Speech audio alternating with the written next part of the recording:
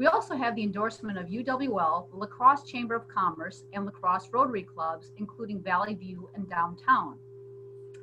We even have members of the various aspects of the faith community talking about what type of healing might need to take place following what is expected to be the most, shall we say, unusual election in our US history.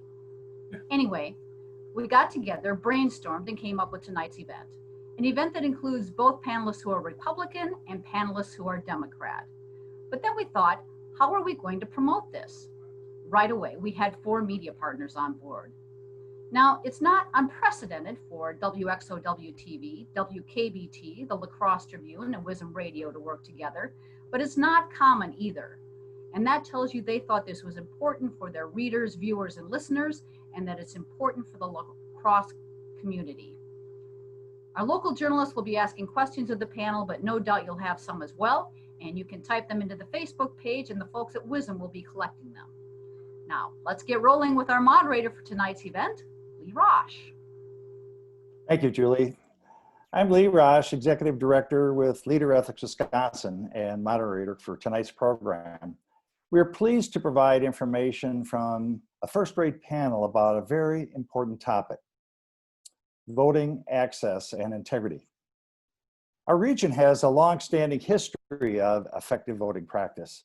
For many decades, it's provided the guidance and direction needed for the selection of governmental leaders and representatives during times of continuity as well as transition. However, clearly, there are unique challenges associated with voting in 2020. First of all, we are in the midst of an historic pandemic. Many citizens are rightfully concerned about their safety during the voting process.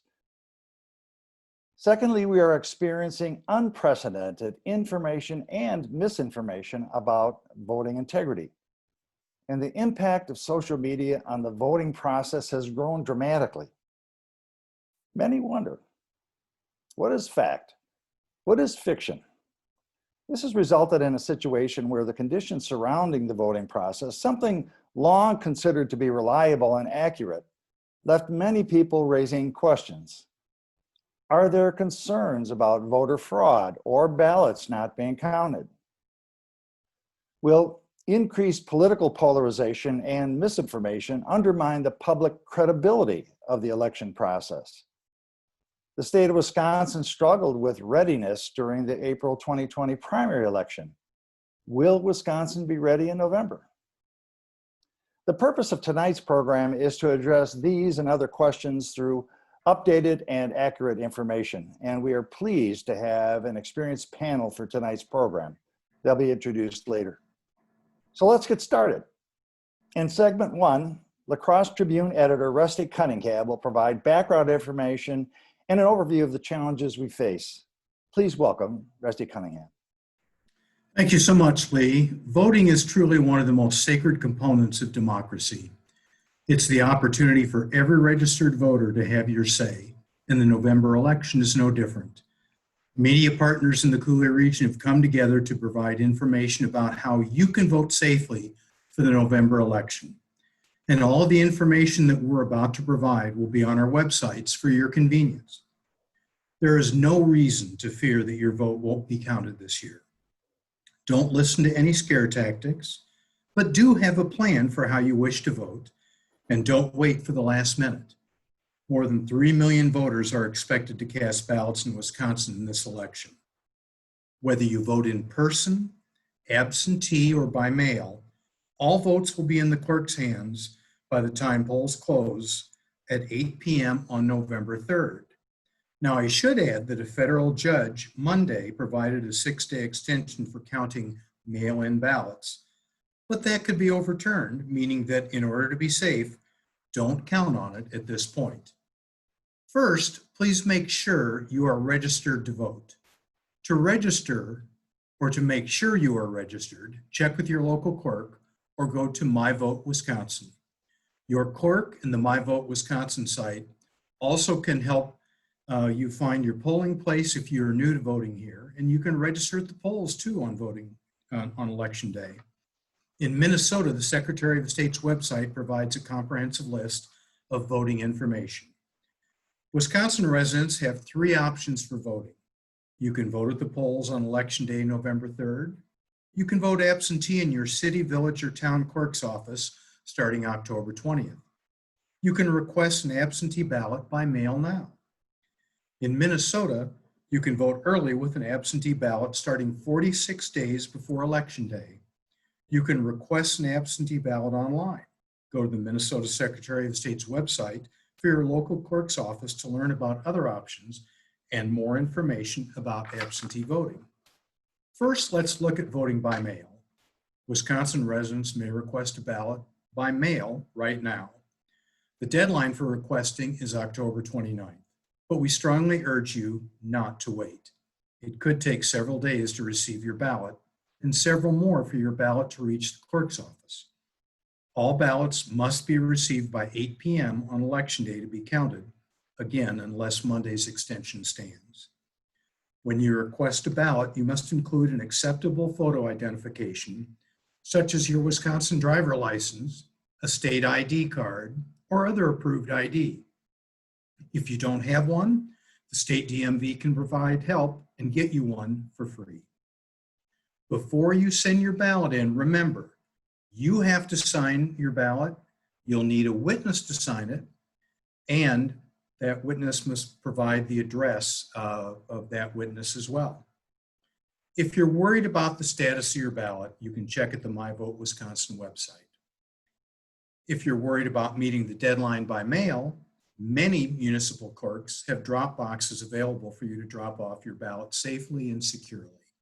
You can also drop off your ballot at your polling place on Election Day between 7 a.m. and 8 p.m. The second option is voting at your municipal clerk's office before November 3rd. This is a good way to avoid long lines, especially with concerns about the spread of COVID-19. In-person absentee voting in your clerk's office begins on Tuesday, October 20th, and you can run through Sunday, November 1st.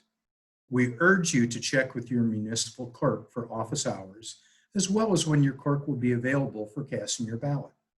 Make sure to meet the deadline. Finally, you can vote on Election Day. As always, you can go to the polls November 3rd. Polls are open in both Wisconsin and Minnesota from 7 a.m. to 8 p.m. on Election Day. In Wisconsin, you'll need to bring a photo identification with you to the polls. For a list of acceptable photo IDs, visit bringit.wi.gov. That is not required in Minnesota. One final suggestion. Please do your homework. It is said that we get the democracy that we deserve. So aim high, do your homework, and make sure you know who you're voting for and what each candidate stands for. The My Vote Wisconsin website will let you see exactly what's on your ballot based on where you live. There are plenty of resources for finding information about each candidate. Next, Dustin Lukey of WXOW will tell us about a bipartisan group in Wisconsin that is dedicated to making sure you feel safe that your vote will be counted. Dustin? Thank you very much, Rusty, and thank you all for being with us this evening. I'm happy to speak now with former Attorney General J.B. Van Hollen, a Republican who served as Wisconsin's Attorney General from 2007 to 2015, and current Attorney General Josh Kaul, who served from 2019 to the present, a Democrat. Now, both of you are part of the Vote Safe Wisconsin Coalition. wi.votesafe.us is the website. Can you tell us a little bit about how you came to this bipartisan effort and what the message is to Wisconsin's voters? Why don't I go first and we can sort of take it from there. So Vote Safe is a national project. There have been, questions and concerns raised around the country about how the voting process works. And one of the things that the members of Vote Safe have in common, and A.G. Van Hollen and I have the honor of being the co-chairs here in Wisconsin, is that regardless of our differences of party or differences about specific issues, we all fundamentally believe that every voter in Wisconsin who's eligible to vote should be able to cast a ballot, that they should be able to do so safely, and they should know that if they follow those procedures, their vote is going to count. I cannot think of a more important message to be getting out now, less than a month and a half before a critical presidential election, and of course there are elections up and down the ballot in Wisconsin as well. And the opportunity to demonstrate that this is not a Democratic value or a Republican value, that this is a value that is an American value, a value that's about our democracy, and that no matter the outcome, making sure that it's an outcome that reflects the will of the voters, that's a principle that crosses party lines, and we want to talk about that and make sure that people are able to use that critical right.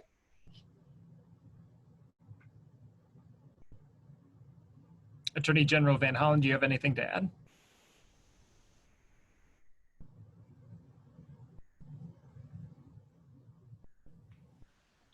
There we go. Can you hear me? We can hear you now. Thank you. All right. Well, I have things to add, but I also want to concur in everything that General Kaul already said. I think both of us recognize, as a current Attorney General and former Attorney General, that people's ability to vote and their right to vote is an extremely important, if not the most important thing in our Republican democracy.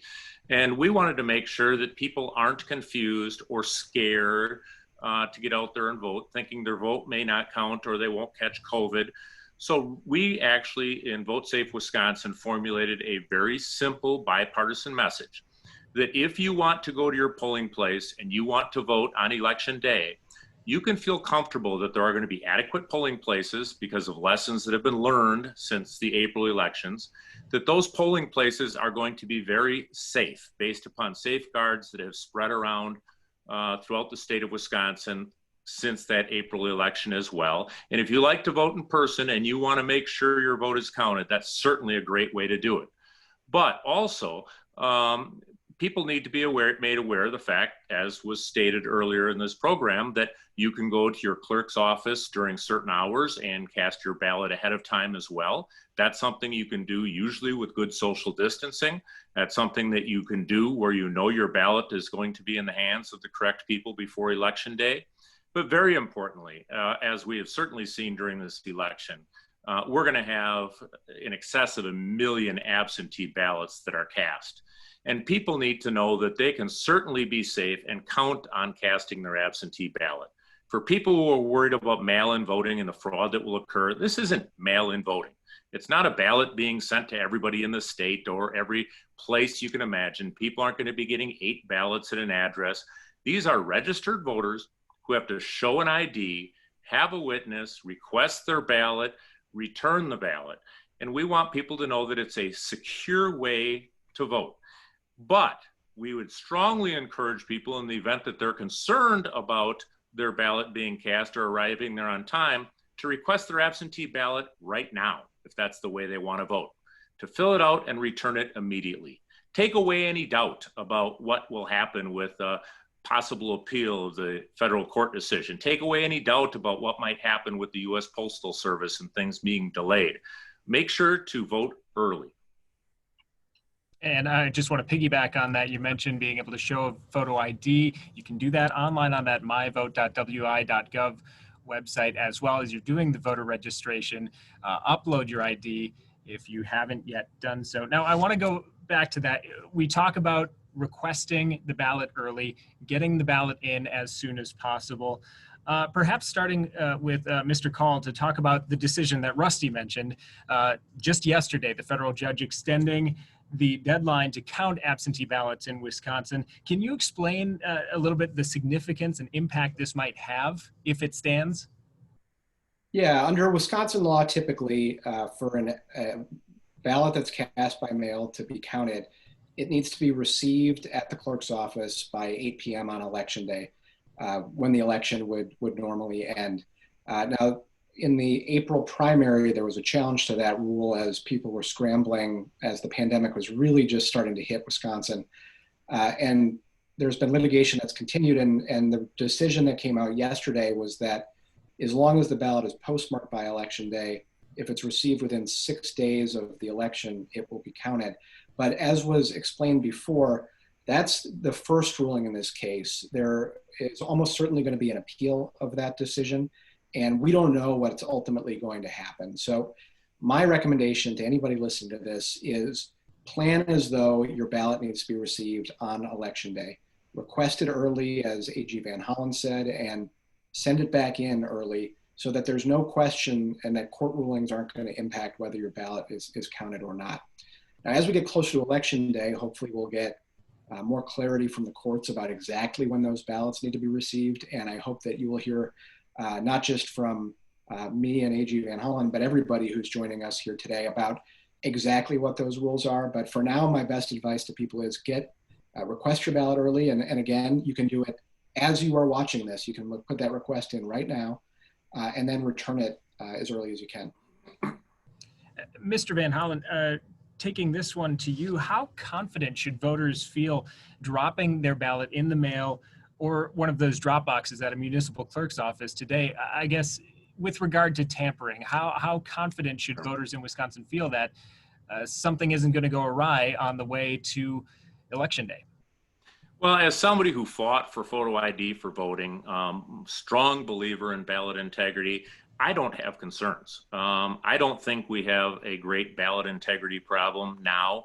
I think if you drop something in a drop box, if you can't trust your local municipal clerk, then there are deeper seated problems than just your ballot. We've got wonderful clerks out there who work very hard to make sure they do their job well. And I think you can be immensely confident if you put it in a drop box. But as General Kaul kind of referred to, if you start to rely on a court order that's probably going to be appealed and maybe overturned and mail your ballot too late, or if you think the Postal Service has learned their lesson and despite the political wrangling over the Postal Service, you think you can mail it 3 days ahead of time and it's going to arrive there on time, or you request your ballot late, I think you have genuine reason to be concerned. So that's why General Kaul and I and our entire coalition are strongly encouraging people to request their ballots now. Send them back in as soon as possible. And then I think you really have very little concern. There's plenty of time between now and Election Day. Get on the ball. Early seems to be the message here. Now, if tampering were to be discovered, if a case of fraud were to be discovered prior to Election Day with somebody who may have mailed in or dropped off their ballot, how would a voter know and what rights would they have if that were to happen? Well, go ahead, Josh. Well, I suspect you're going to hear a very similar answer from both of us. You know, first, if somebody sees a crime or believes they see a crime, they should report that to law enforcement and certainly to the election officials, and that will be followed up on very seriously. As we've been talking about today, the integrity of our voting process is something that we take very seriously and that appropriately election officials across the political spectrum take very seriously, and we would follow up on that. The other thing I want to follow up on, which AG Van Hollen was just talking about, is we can have a lot of confidence in our process because it's at its core the same basic process that we have had in place in Wisconsin for years and years. People could vote by mail before, they could vote early in person before, and they could vote in person on Election Day before.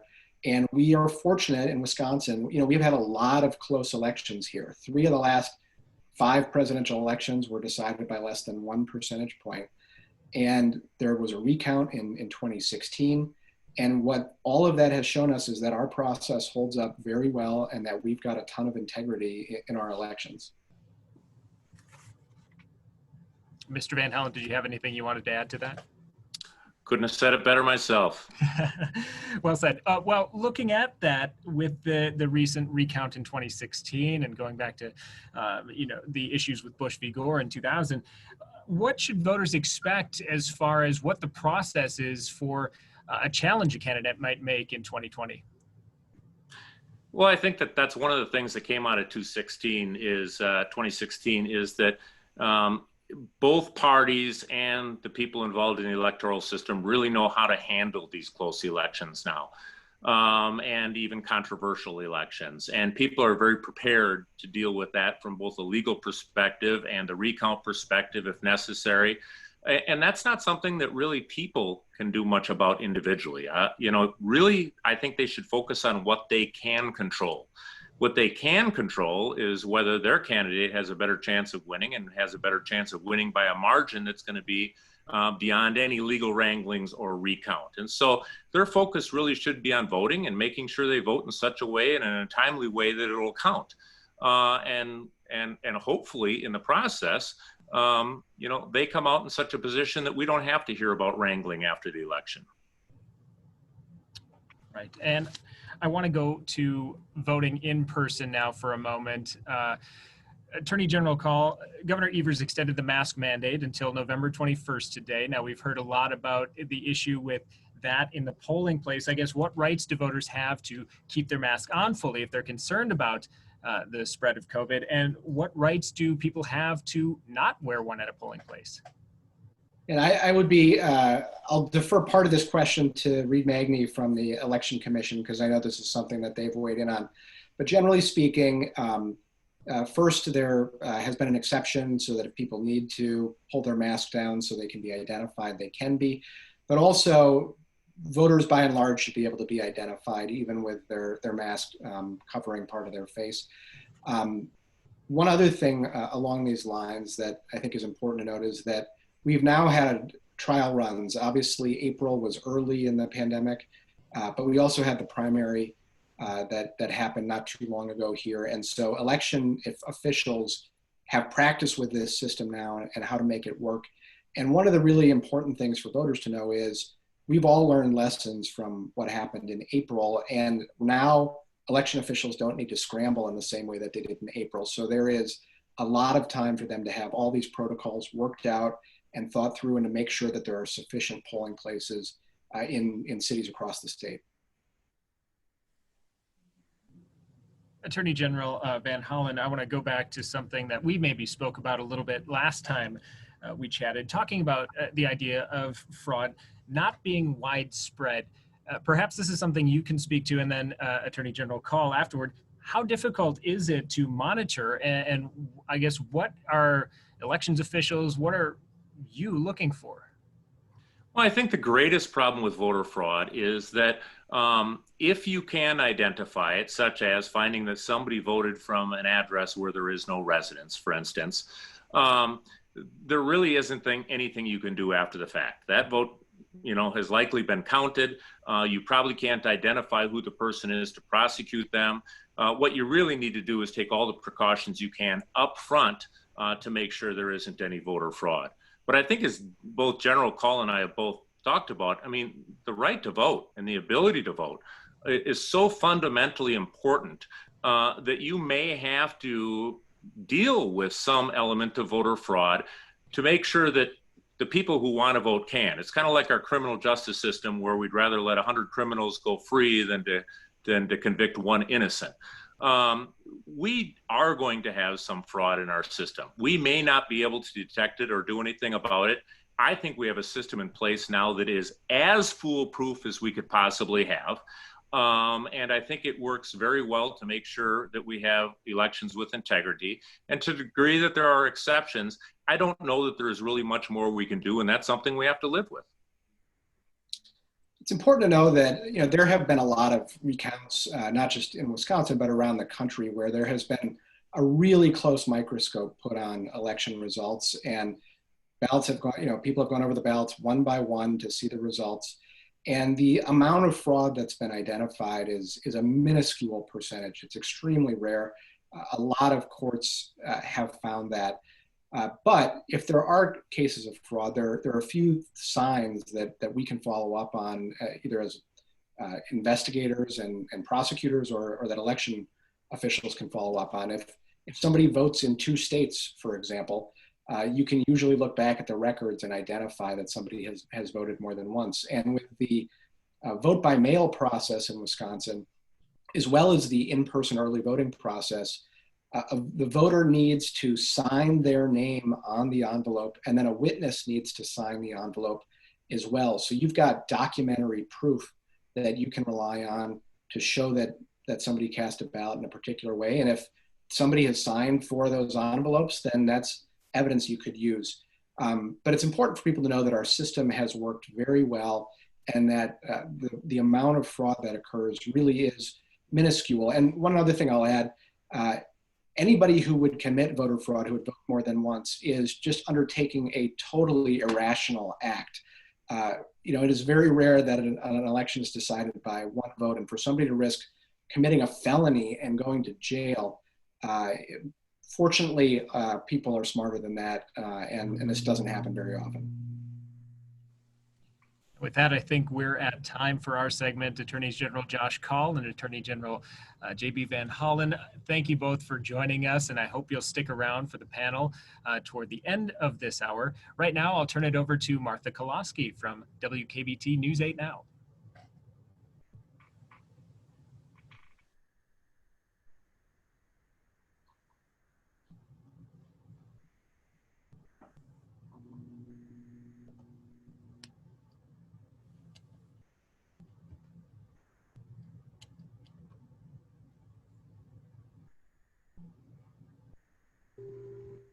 Martha, you are on mute.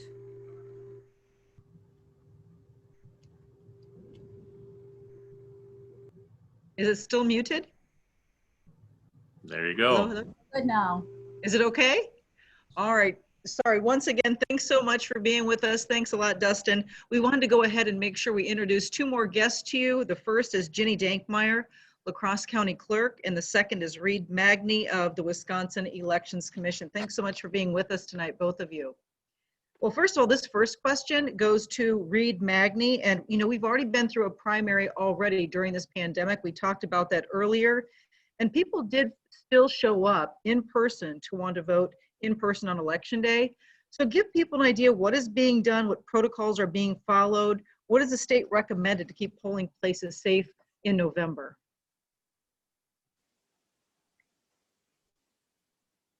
And that's to Reid.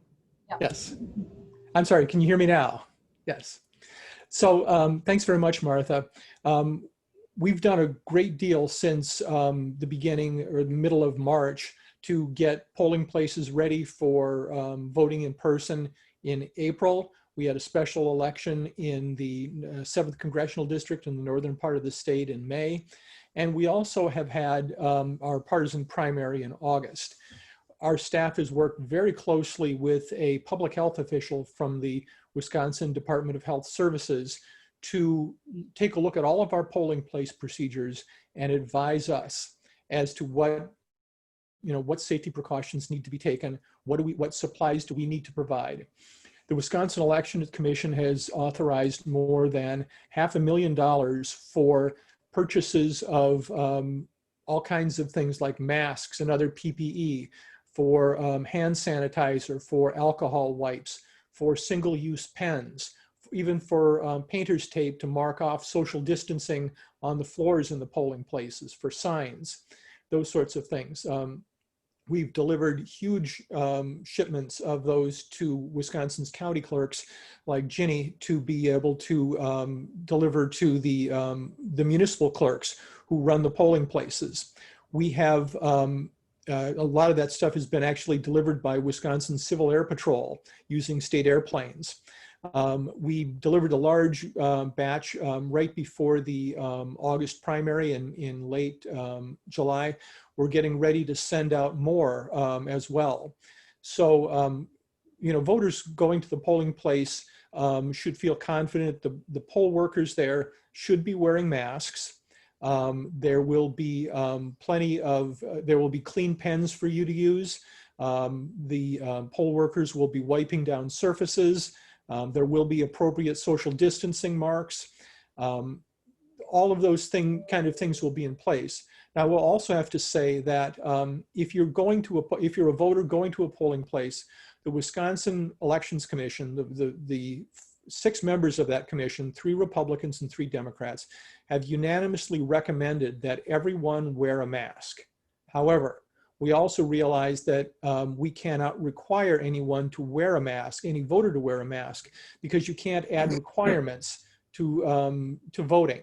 That would be unconstitutional. That would be illegal. So while we strongly recommend it, if you don't feel you want to wear a mask, you don't have to wear one.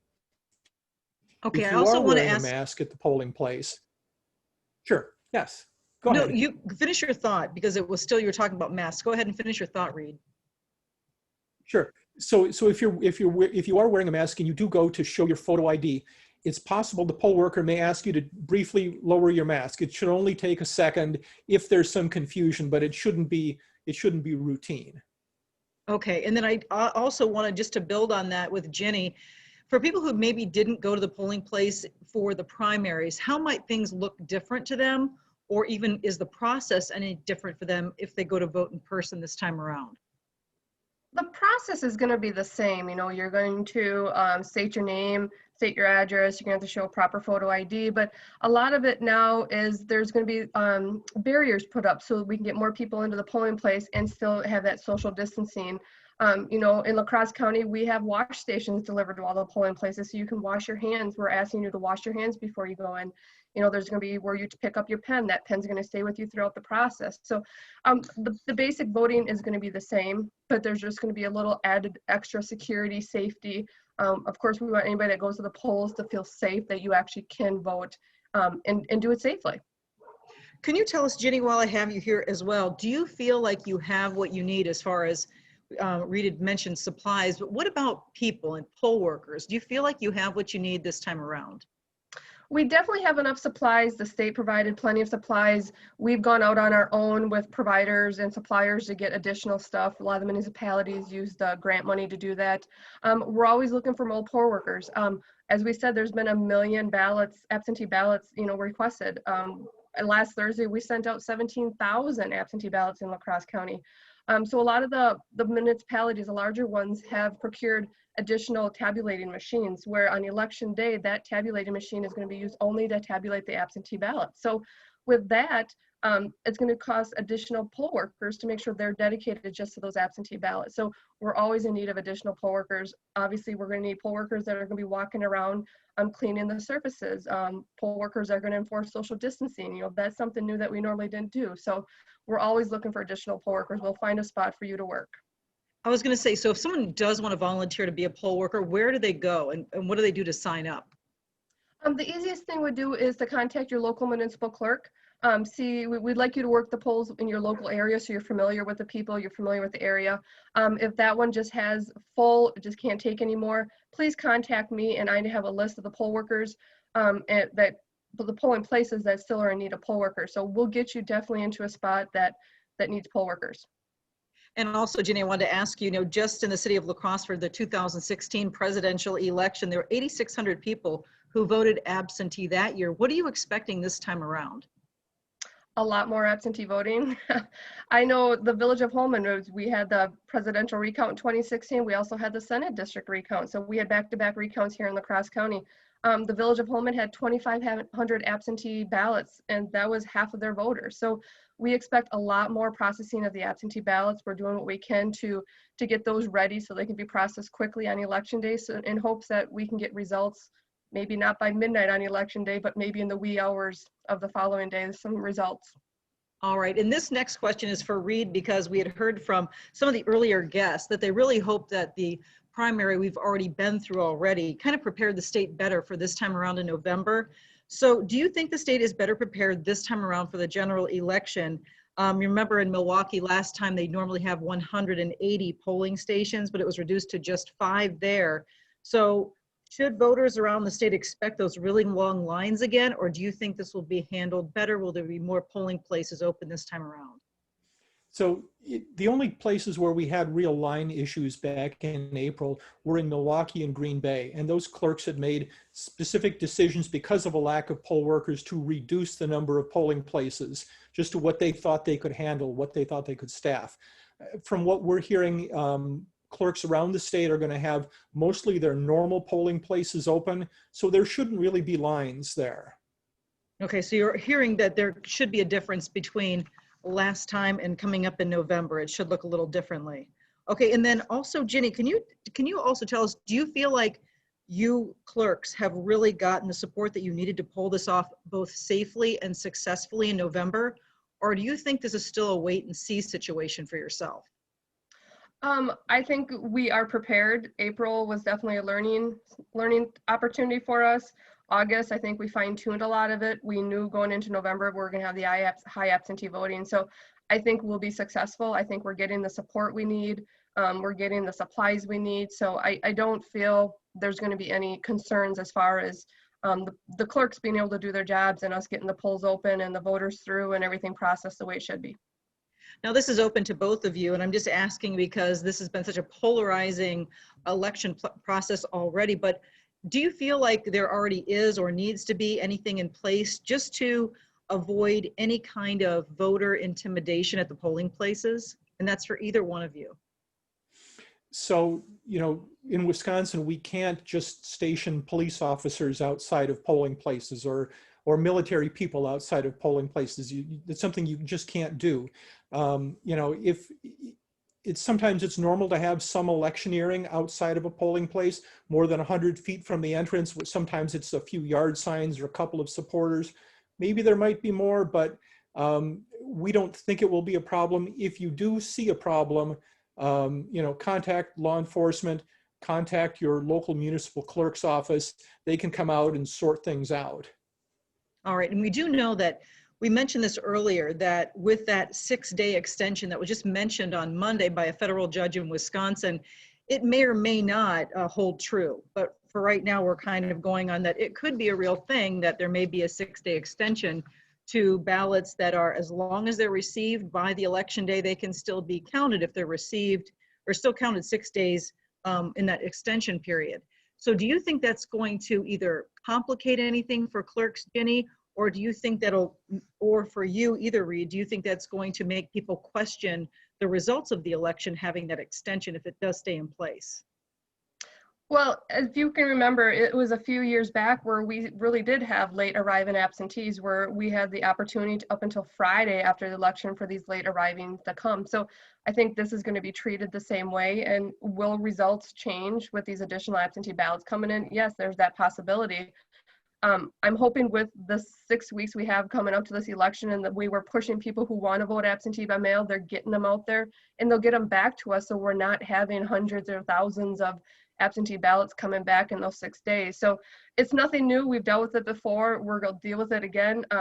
Clerks are great at adapting to last minute law changes. That's what we've been dealing with nonstop for the election. So I think it may change the results a little bit, but we're hoping most of the absentee ballots will get back in time. All right, and I also want to ask for either one of you again, do you think it would make a difference going into the future if it were allowed that you could start counting those absentee ballots before Election Day? So that's something that clerks have asked for. There have been bills in the legislature to allow them, for example, to start counting absentee ballots on the Monday before the election. You know, it's certainly something to consider, but it's not really something that we need to deal with before November. It's a future sort of thing. Ginny, did you want to weigh in on that? Just what it would mean for you guys as far as processing all these if absentee voting kind of stays the norm for quite some time? Yeah, if absentee voting stays the norm and we have these high amounts of absentee ballots, definitely allowing clerks to start to process them the Monday before the election would be beneficial. I mean, everyone wants results at 8 p.m. when the polls close, and we just can't do that when we need to process these absentees. So I know there's been bills introduced. I know we've been going back and forth. We want to make sure if any process isn't put in place to allow that to happen, that it's a secure process. So I think that's what's holding up some of the bills that were introduced. But, you know, anything we can do to get these results quicker on election night, you know, we're definitely in favor of sitting down at a table and discussing it. And once again, that's something that would have to happen in the future. It's not going to happen for this November. Before you two have to leave us, can you give us an idea, just really quickly, anything either one of you wanted to mention about the process or about Election Day coming up before we have to let you go? Go ahead, Ginny. I say this every time I get interviewed as the election comes closer. Just, you know, the poll workers work long days. They work hard. Be respectful to them. If you're interested in being a poll worker, let us know. We'll get you through the training and we'll prepare you for it. But just know that the poll workers have long days, and be respectful when you go there. They're doing everything they can to get you through that process as quick as possible. And I think, thanks, Ginny, that's very important. And the other thing that I would say is that you know, if we don't have results right away for the 10 o'clock news on election night, that's not necessarily a reason to be concerned. What it means is that the clerks and the poll workers are taking their time to make sure that they get it right. You know, in Wisconsin, we triple check our results. we audit, we do all sorts of things. The results on election night are really just, they're unofficial. We won't actually finalize it until December 1st. But so just realize that it takes time to make sure that we get it right. And that process by which we get it right is transparent. So if voters or members of the public have questions, they want to see it for themselves, they can do that. Ginny Dankmeyer, also Reid Magney, thanks so much for joining us on our live stream tonight and giving us all that great information. And now I am going to turn it over to Scott Robert Shaw at WIZM. Scott. Thank you, Martha. We have an opportunity for viewers and listeners to weigh in with their questions. If there are questions that they would like to have asked of any of our panelists, please feel free. There's still time to do that. You can, if you're watching this on a Facebook feed on any of the media outlets, you can comment right there on the Facebook page. You can email any questions to questions@votesafeproject.org, or you can text them to 785-7914. A question for Attorney General Kaul. Clearly, there's a level of distrust about election integrity. There have been a lot of changes to the rules governing elections. They seem to change all the time. In April, it wasn't clear until perhaps a day before the election whether we would be able to vote in person. Just this week, the courts ruled that clerks will have an additional 6 days to process ballots if they are postmarked by Election Day. How much does this add to the confusion among voters, and is there any way to avoid that to try and regain a level of trust? Yeah, there's no question that having the rules change adds to confusion. And part of that is that, you know, we have a legislature that passes laws, and that may change the rules from year to year or from election to election. Sometimes there are court battles that happen, and those can impact the rules. And while there are court doctrines that indicate that courts shouldn't change the rules too close to election day, you know, that doesn't mean that the rules don't change between elections. And then we're dealing with this unprecedented situation with the pandemic that in April we were really trying to respond to quickly, and that we're still working to address. So there's no question that those changes make things more complicated. And that's one of the reasons that doing these sorts of outreach campaigns and education campaigns are so important, because despite those changes on some of those different issues, what's important for people to know is that the fundamentals of our voting system are unchanged. People can vote in person on election day. They can vote early in person at a clerk's office or at a different location in a lot of communities, or they can vote by mail. And the earlier people do that, the more that they can make sure that there are going to be no issues that come up with the process. So as long as people make a plan to vote and they're better off doing that early, the process should work very smoothly for everybody. Another question for Attorney General Kaul, if I may. Some in positions of power have encouraged people to vote twice to make sure their vote counts, once via absentee ballot and again in person. What steps are being taken to ensure that doesn't happen, and what can the result be if it were to happen? Well, first of all, nobody should vote twice. It's a crime. You shouldn't encourage others to vote twice. Fortunately, we have a very effective system in place with our election officials in making sure that people are only able to vote once. Reid Magney, I'm sure, could talk about a lot of the protocols that are in place, but the bottom line is that if somebody tries to cast a ballot twice, there's a very good chance, first of all, that they will be caught, and if that happens, they will be prosecuted.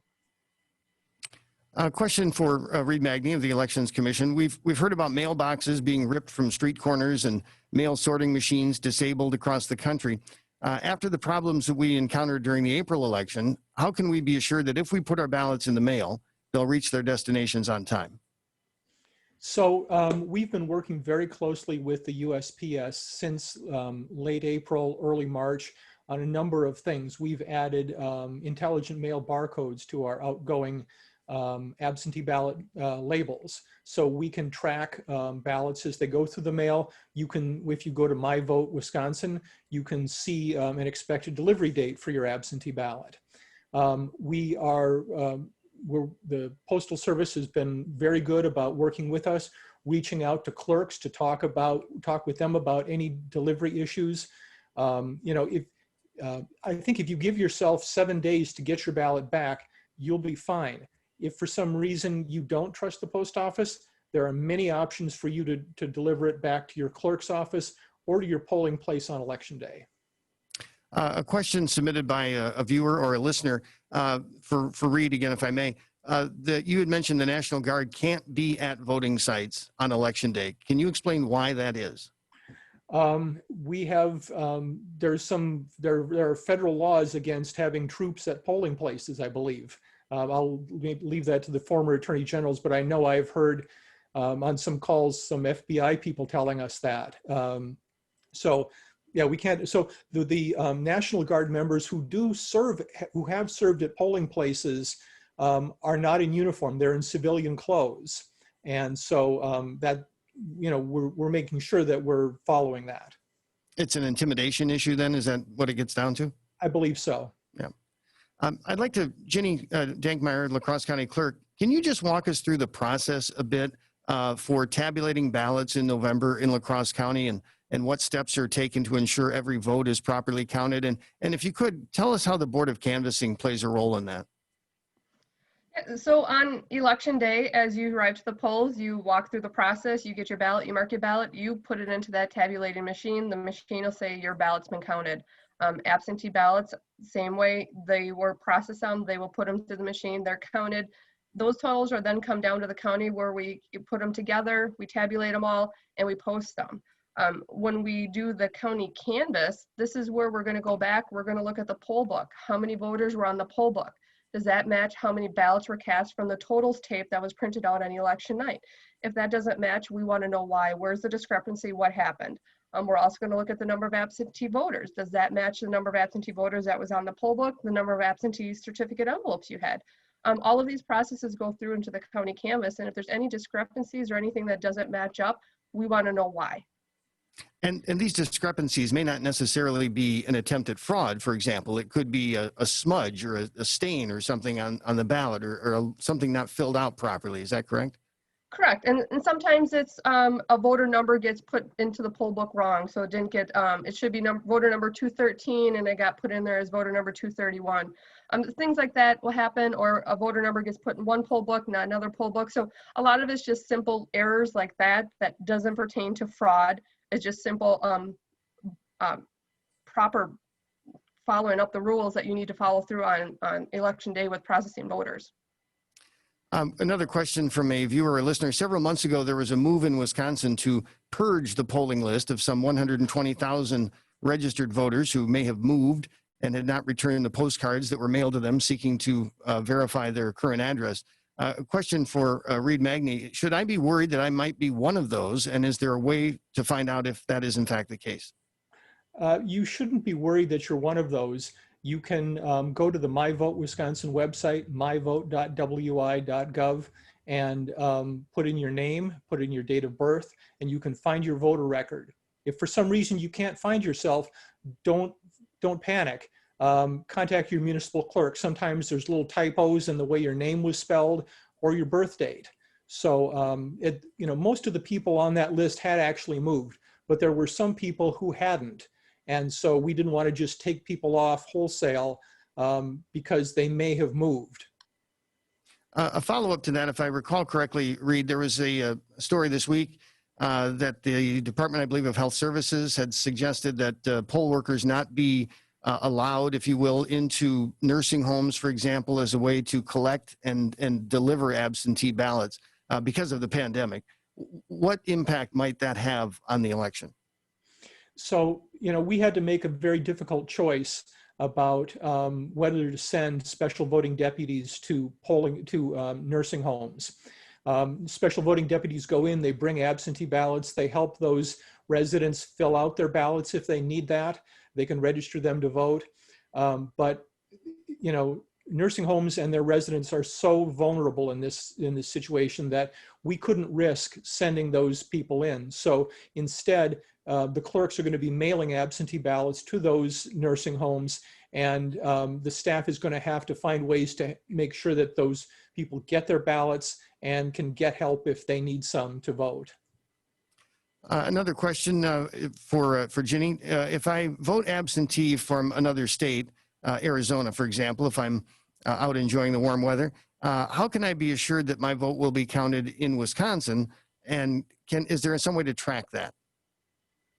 Yeah, so I'm assuming you're requesting an absentee ballot from Wisconsin to be sent Correct. to you in Arizona. Correct.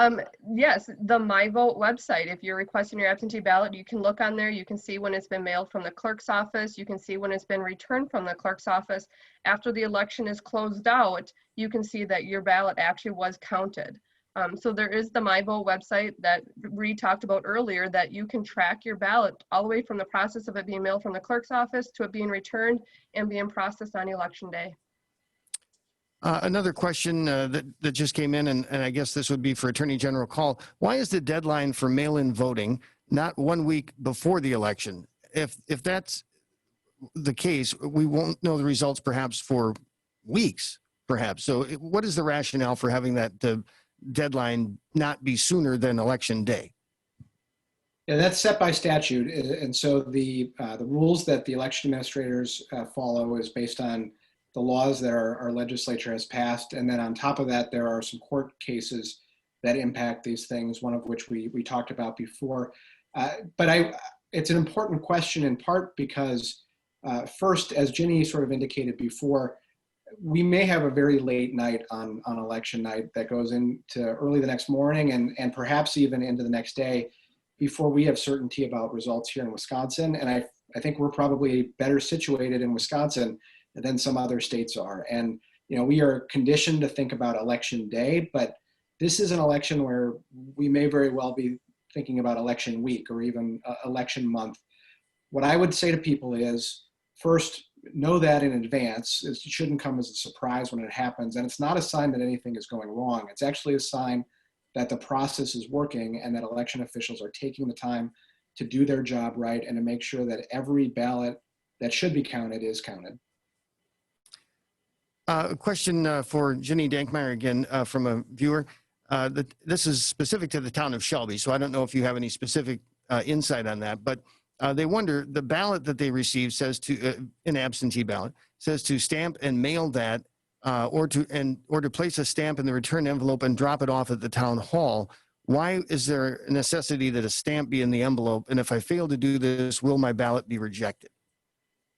Well, when clerks mail out the absentee ballots, they are required to provide postage to mail those absentee ballots back. So the envelope you use to mail it back should have postage on it.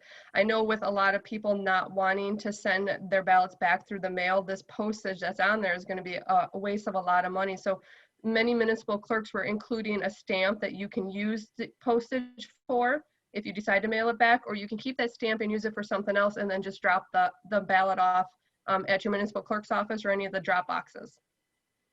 I just got a question in. What if protesters are blocking people from voting? I guess that would be for Attorney General Kaul. What steps can be taken in that case if they feel that there is some level of intimidation or somehow being prevented from voting? If you have any concerns about access to the polling places or about people potentially breaking election rules, first, you should contact the people who are working on site at the polling place, but you can also reach out to the Wisconsin Election Commission or law enforcement. And this is something that the Election Commission prepares for and that they prepare election workers for. And it's something that we take very seriously as well. And if there are impediments to people voting, a lot of officials are prepared to respond quickly to make sure that people are able to exercise their right to vote. If, as was discussed earlier, I think by Attorney General Van Hollen, that we have to admit there will be some element of fraud that could in fact go undetected. Reid, can we assume then that fraud most likely would be split equally between the parties, that it's not necessarily one political side or another that is more likely to commit that fraud? I would assume so too, but that's sort of an unknowable thing. The most common form of voter fraud in Wisconsin is felons who have lost their right to vote voting. We remove those people from the voter list because we check in with the Department of Corrections. We have lists of people who are ineligible to vote at the polling places. Occasionally, somebody who's currently serving a felony sentence slips through the cracks. That's actually the most common sort of voter fraud there is. So, it is an infinitesimally small problem in Wisconsin. And we audit after the election to make sure that nobody voted twice. We audit to make sure that nobody dead voted. We double check with other states to check for voting across states. So we're really looking at all sorts of things to make sure that the system is accurate and has integrity. In your experience, Reid, if people do somehow vote twice, does history show us that that is likely an intentional act of fraud, or is that more typically somebody who simply perhaps forgot that they voted absentee and also voted in person? How would you characterize that? We've seen both cases. Sometimes people will get an absentee ballot. We send out our absentee ballots 47 days before the election. Some people might forget about that and do that. We've had a couple of cases where, and really a very, very few number of cases where someone has intentionally, used a relative's identity to get another ballot or do something like that. But the numbers are so small, I will tell you. Reid, one other question. It seems that the concerns about Russian interference in our election are a distant memory these days. But there are reports that there is still some evidence of meddling by perhaps Russian agents and others. What steps are being taken to prevent that in Wisconsin? So, in terms of there's different ways to look at it. There's the sort of social media, public influence sphere. We're always looking at that. We're working with the Wisconsin Department of Justice. We're working with Homeland Security. We're working with the State Intelligence Center. In terms of actual hacking, we are monitoring things 24/7. We are working again with Homeland Security, with the FBI. So we're looking at this very carefully and making sure that there's no issues. And just in closing, I wanted to share a piece of an article from The Atlantic that I thought really encapsulated why we're here tonight. It reads, whether Biden or Trump emerges as the winner, millions of Americans will likely believe that their candidate was robbed. Underlying all this doubt is the fact that America's voting system is indeed marred by obstacles to participation, including long lines. The pandemic has added an additional layer of difficulty. Millions will vote by mail for the first time. Some ballots may get lost in transit, arrive too late to be counted, or be disqualified because they do not meet formal requirements. Possible foreign interference represents yet another cause for concern. Less than 2 months from now, American democracy could face one of the biggest tests of its legitimacy in living memory. I think that encapsulates really why we're here, and I think we all hope that we can get it right. So thank you very much for your time and your answers. I hand it back to Lee Rosh to close the remarks. Well, first of all, let me thank our panelists because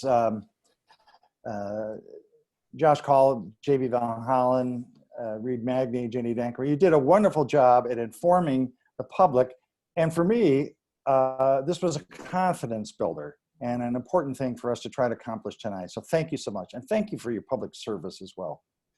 We also want to thank the media partners. This is really an excellent example of how communities can come together and wrap around challenging issues. So thank you to La Crosse Tribune, WIZM, WXOW, and WKBT. It really is a strong statement about what the values are to try to protect voting integrity and the American democracy. I also want to offer a special thank you to the Great Rivers United Way and a coalition of sponsors for their support. This coalition will be holding a public conversation following the November 3rd election. The goal? To promote civility and civil conversation. Furthermore, Leader Essex, Wisconsin will be publicly releasing some practical suggestions for citizens to promote ethical leadership among elected officials. We ask you to stay tuned and be aware of these upcoming events, these upcoming nonpartisan events as they occur. The process of voting is the absolute cornerstone for the American democracy. It is vitally important to protect the integrity of the process, regardless of the conditions we may be in. Thank you for being part of tonight's program. Be sure to vote and vote safe.